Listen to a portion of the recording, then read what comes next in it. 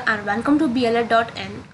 सो यहाँ पर हम बात कर रहे हैं BLED थर्ड ईयर की मैथ्स के क्वेश्चन पेपर की। यहाँ पर आप लोगों ने से बहुत लोगों ने कहा कि आपको प्रीवियस ईयर मैथ्स का क्वेश्चन पेपर चाहिए, एक आइडिया चाहिए कि किस तरह से क्वेश्चंस आते हैं।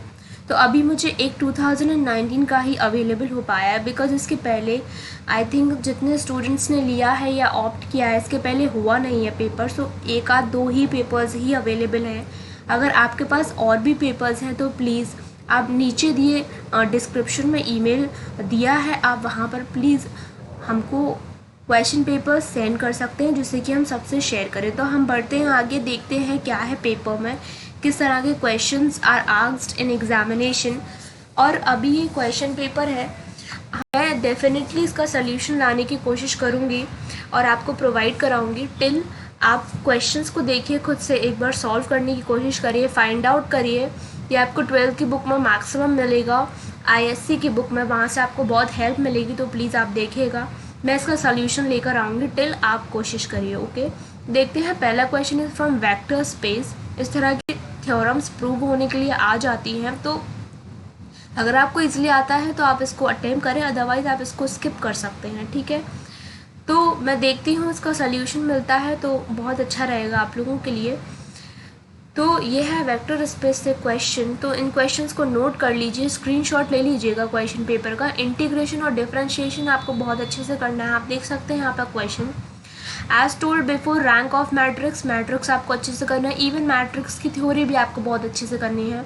और ये जो भी चैप्टर्स हैं, इंटीग्रेशन, डिफरेंशिएशन, मैट्रिक्स, ये आपको 12th की बुक में बहुत ईजिली मिलेंगे और बहुत ही अच्छे से मिलेंगे, क्योंकि इसमें काफ़ी डिटेल चीज़ों को दिया गया है, चाहे वो थ्योरी हो या फिर प्रैक्टिस क्वेश्चंस हो। ठीक है, प्रोबेबिलिटी से क्वेश्चन आता है। आप देख सकते हैं, आप कॉइन इज टॉस्ड 4 टाइम्स, उसकी प्रोबेबिलिटी निकालनी है कि आपको 1 टेल कैसे मिलेगा। तो आप देखिए, इनके सॉल्यूशंस फाइंड आउट करिए और इन चैप्टर्स को अच्छे से करिए। ठीक है, यहाँ पर मीन आ जाता है, इस तरह की टेबल आ जाती है, फ्रीक्वेंसी दी है आपको और ये इंटरवल्स दिए हैं। यहाँ पर आपको मीन फाइंड आउट करना है। और ये वाला जो क्वेश्चन है, क्वेश्चन नंबर 6, ये भी अच्छा क्वेश्चन है और काफ़ी इजी है। ये देखने में थोड़ा सा डरावना सा लग रहा है, लेकिन इसका एक फॉर्मूला होता है, इसमें आपको सिर्फ ये वैल्यूज़ पुट करनी होते हैं and you get the answer. Sigma y on x and sigma x on y, ये दोनों आपको फाइंड आउट करनी है। इनके क्या फॉर्मूलेज हैं ये आप सर्च करिएगा, आपने आई थिंक अभी तक पढ़ भी लिए होंगे।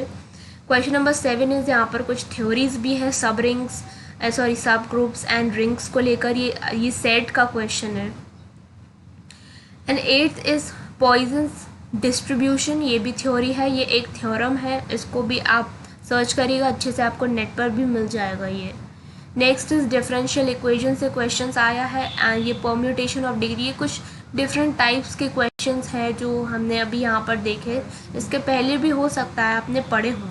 ठीक है, तो सेक्शन बी इज यहाँ पर क्वेश्चन इज 21 मार्क्स और ये ऑप्शनल पेपर है, इस वजह से जो शॉर्ट है वो 4 मार्क्स का एक होता है। और सेक्शन बी में जो प्रत्येक क्वेश्चन है 21 मार्क्स, इसका मतलब आपको 2 अटेम्प्ट करने हैं, तो दे आर 42 मार्क्स। ठीक है, तो ये इंटीग्रेशन आप ये देख सकते हैं, इसका बेनिफिट कि अगर आपने इंटीग्रेशन और डिफरेंशिएशन भी अच्छे से कर लिया तो क्वेश्चंस आते ही हैं। तो यहाँ पर आप जितने भी क्वेश्चंस इंटीग्रेशन के होंगे आप वो सारे अटेम्प्ट कर पाएंगे, रादर देन आप ज़्यादा ऐसे चैप्टर्स पर फोकस करें जिनसे क्वेश्चंस नहीं आते हैं, बहुत मिनिमम आते हैं। लेकिन जो इंटीग्रेशन डिफरेंशिएशन है उससे आते ही हैं क्वेश्चन, कंपलसरी आते हैं। तो आप जितने भी क्वेश्चन पेपर में क्वेश्चंस होंगे आप पूरे अटेम्प्ट कर पाएंगे, अगर आप ये 2 चैप्टर ही बहुत अच्छे से कर लेते हैं, और भी करने तो पड़ेंगे ही, बट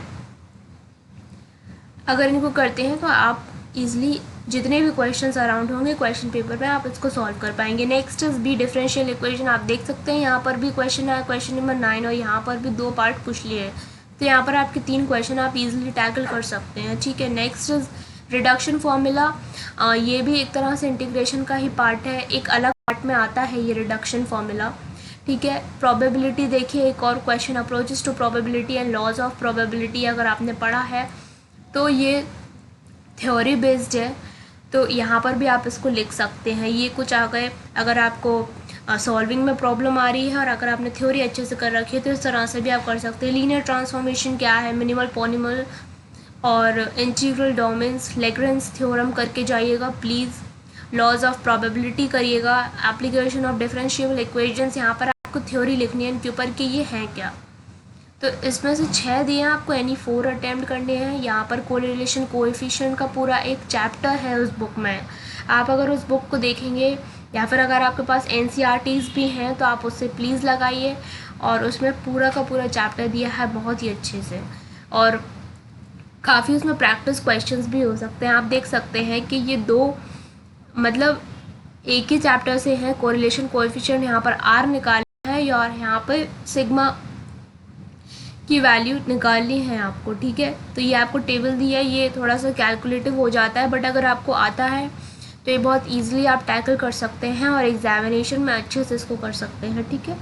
तो इस तरह का पेपर है, एटलीस्ट आपको इनको देखकर थोड़ा सा आइडिया तो मिलेगा कि किस तरह से आपको खुद को प्रिपेयर करना है इनके लिए।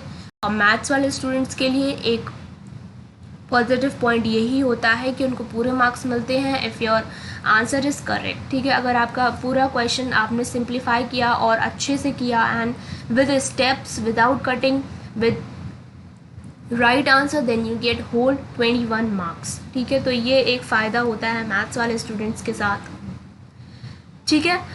तो this was our session, I hope you like it.